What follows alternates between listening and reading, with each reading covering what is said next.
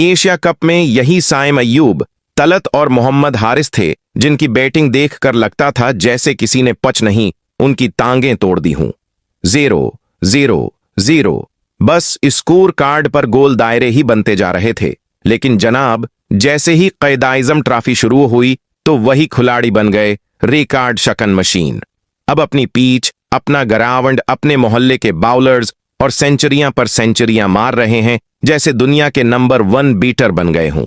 पर सवाल यह है कि इन सेंचुरियों का फायदा किया जब असल मैदान यानी एशिया कप में टीम को रन चाहिए थे, तब तो हाथ पांव फूल गए थे। अब गली महल्लों में फफटी सेंचुरियां मारकर खुश हो रहे हैं। बात सीधी है, असल इम्तिहान वही होता है जब दबाव हो, झंडा हो और सामने दुनिया की टीमें हों। घरेलू ट्रॉफी में सेंचुरी मारना आसान है, मगर एशिया कप में जब कैमरे ऑन हों और करोड़ों लोग देख रहे हों, तब असल बैट्समैन का दिल और दिमाग काम करता है।